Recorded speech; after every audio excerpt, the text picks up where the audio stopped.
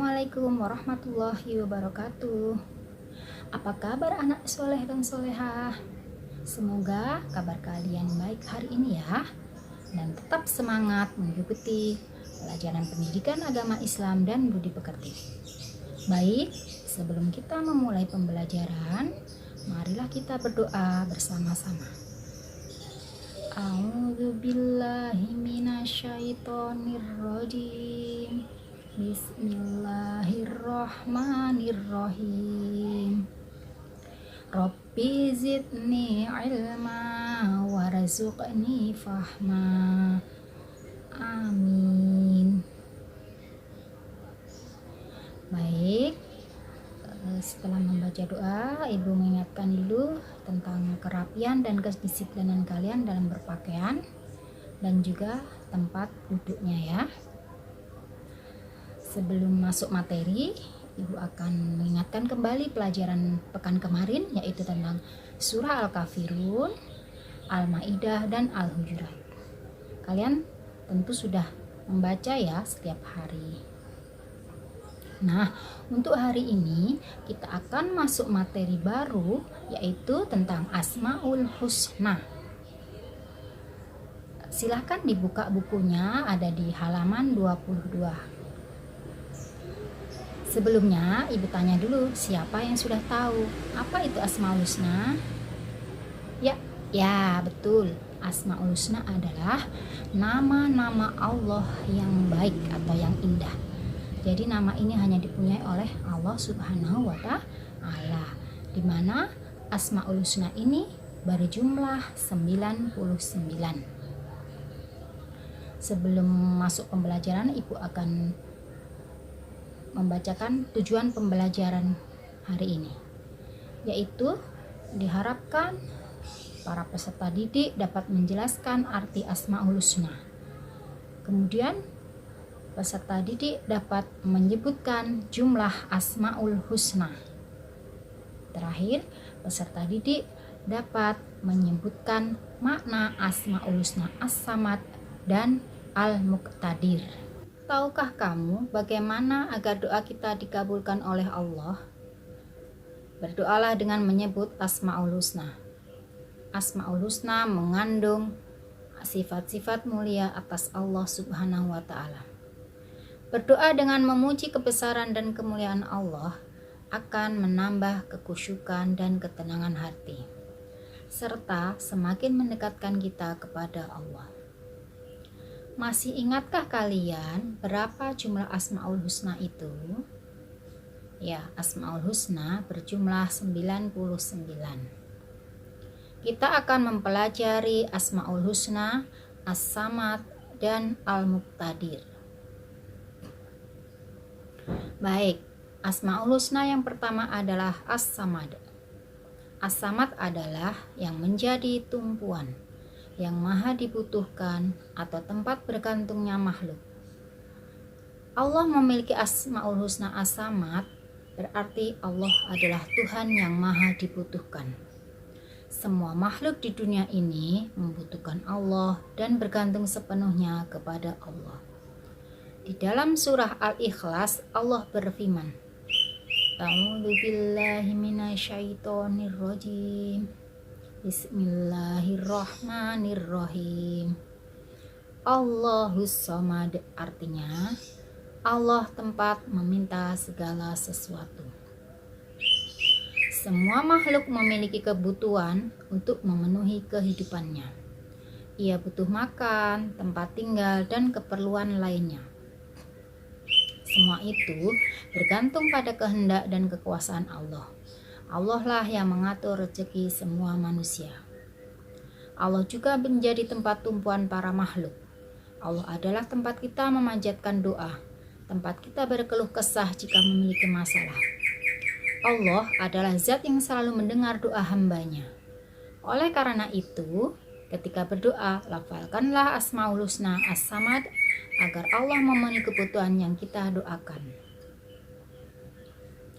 Meyakini Allah memiliki Asmaul Husna As-Samad.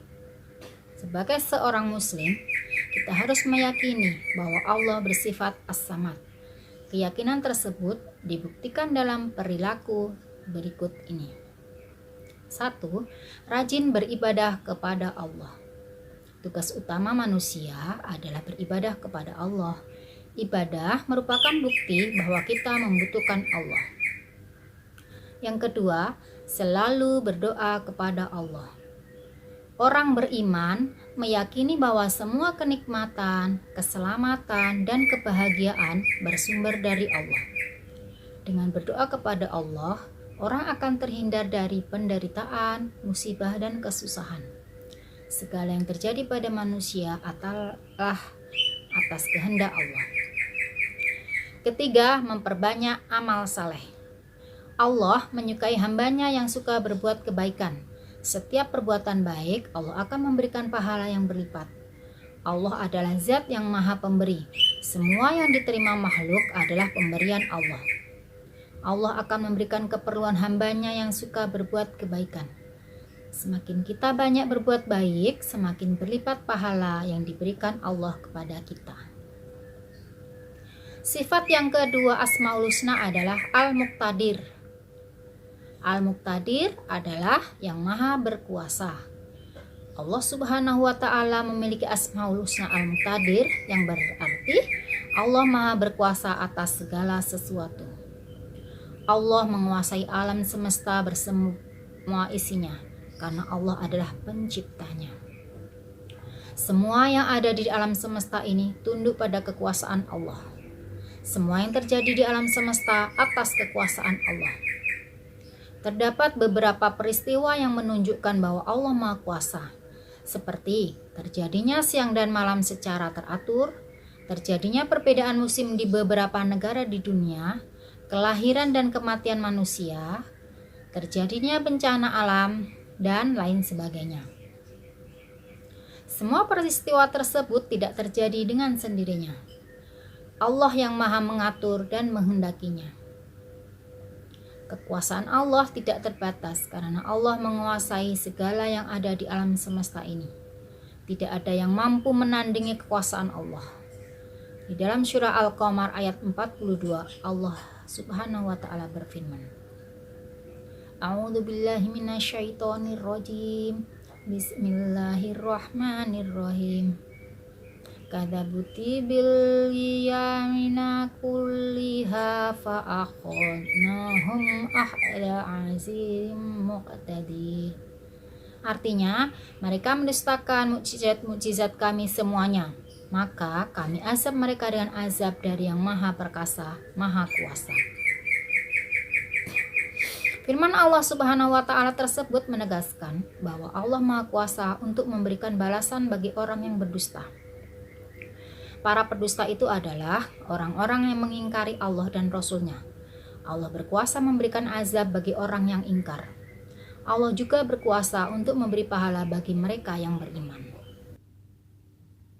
Meyakini bahwa Allah memiliki Asmaul Husna Al-Muqtadir. Apakah kamu meyakini bahwa Allah Subhanahu wa ta'ala Maha Kuasa? Perilaku apa saja yang membuktikan keyakinanmu akan kemahakuasaan Allah? Apakah kamu sudah mempraktikannya? Ada beberapa bukti jika seseorang meyakini bahwa Allah memiliki sifat Al-Muqtadir. Antara lain, 1.